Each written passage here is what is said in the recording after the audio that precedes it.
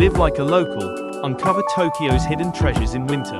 Hello everyone, and welcome to my channel. In today's video, we'll explore the best ways to fully enjoy Tokyo in January. Over the past few years, many of Tokyo's iconic tourist spots have been catering more and more to inbound travelers. You'll find souvenir shops, restaurants, and activities designed specifically with international visitors in mind. Of course, that can be exciting, but at the same time, it sometimes means it's harder to experience the true local flavor of Tokyo.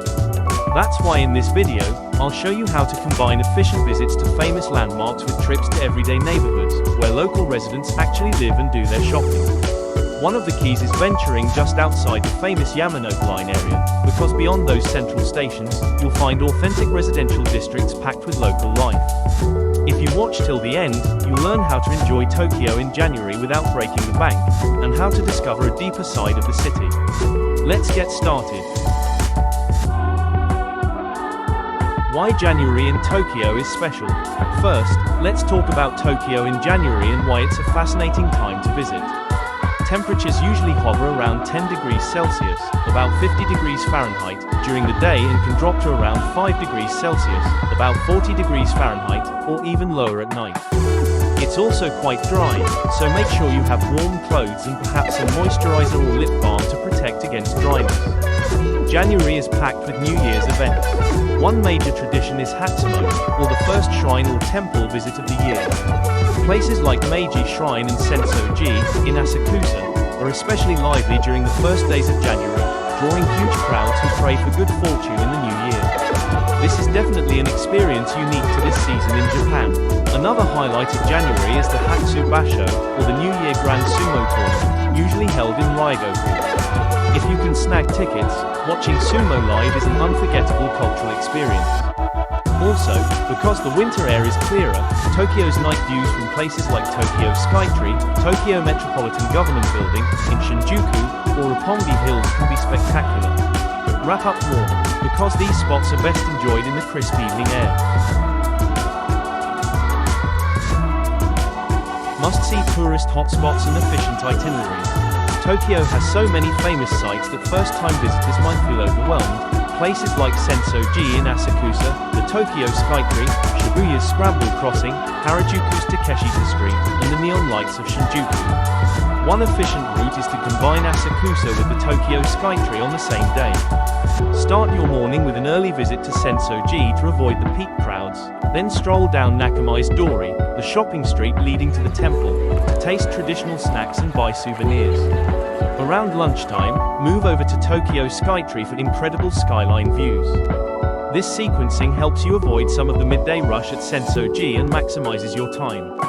If you'd like to cover Shibuya, Harajuku, and Shinjuku in one go, consider getting a one-day subway or train pass. Tokyo's train and subway networks can look complicated, but apps like Google Maps or local navigation apps will make hopping between these busy districts much easier.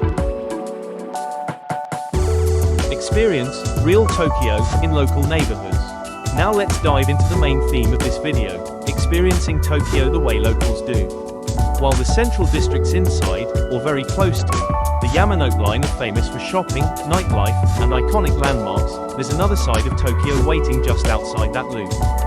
Here you'll find older residential areas and Shotengai, traditional shopping streets, with a more down-to-earth vibe. Typical examples include Yanaka Ginza and Togoshi Ginza, all of which feature the word Ginza.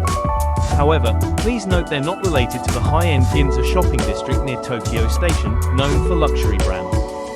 Historically, many local shopping streets across Japan adopted the name Ginza as a symbol of a bustling market area. That's why these places have a far more casual and local feel. Yanaka Ginza, located near Sendagi or Nishi-Nippori Station, on various lines, Yanaka Ginza has a nostalgic atmosphere. There's a small set of steps called Uyake Dandan, meaning sunset stairs, overlooking the street, famous for beautiful sunset views.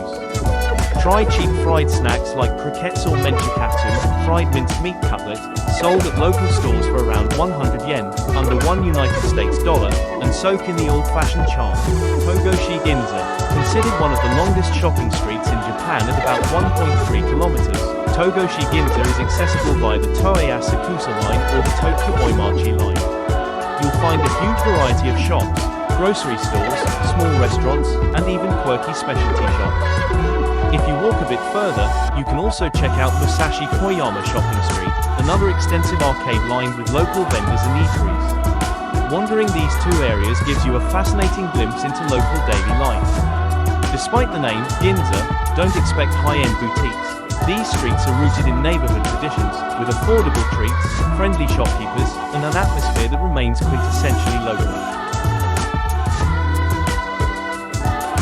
Local tips and unique perspectives.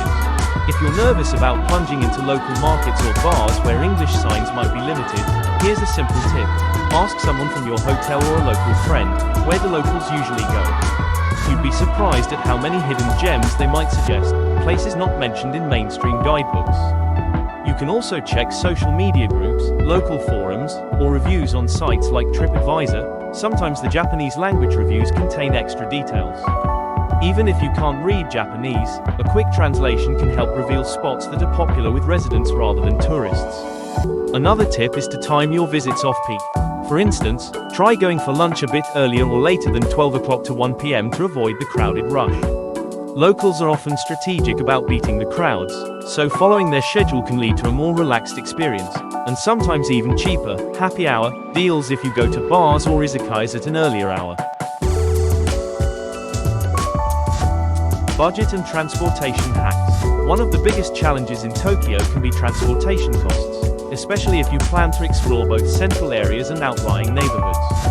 This is where discounted transit passes come in handy. The Tokyo Metro 24-hour ticket or the Toei one-day pass can save you a lot if you plan on multiple train or subway rides in a single day. You can pick these up at major stations and ticket machines.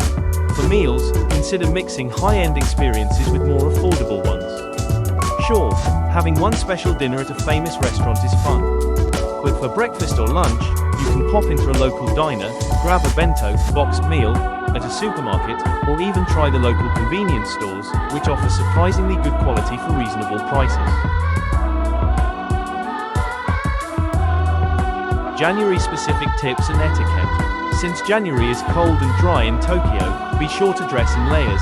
Indoor areas may be heated while the outdoors can dip below 5 degrees Celsius, 41 degrees Fahrenheit. Keep some lip balm or hand cream with you to combat dryness. If you plan to visit shrines or temples for Hatsumo, New Year blessings, it's polite to line up properly and follow the basic rules, such as rinsing your hands and mouth at the purification fountain before praying. Also, trash cans aren't as common in Tokyo as in some other large cities. It's good practice to carry a small plastic bag for your litter, especially if you're snacking on the go. And if you're planning any nighttime sightseeing, like enjoying the illuminated cityscapes, bring a warm coat or scarf, because it gets chilly once the sun goes down. Summary. In today's video, we've looked at how to make the most of Tokyo in January, covering big-name attractions and showing you how to enjoy everyday neighborhoods outside the Yamanote Line. Places like Yanaka Ginza and Togoshi Ginza, plus Musashi-Koyama, may have Ginza in their names, but they're affordable, bustling local shopping streets where you can buy fresh produce, grab tasty snacks, and interact with shopkeepers who've been there for decades. We also talked about timing your visits wisely, using transit passes to get around, and being mindful of the seasonal climate. With these tips, you can really deepen your experience and discover Tokyo's many places, beyond the typical tourist routes. Thank you so much for watching. If you have any suggestions or requests for future videos, like exploring more unique local areas, please let me know in the comments. Don't forget to like and subscribe for more Japan travel insights. See you in the next video.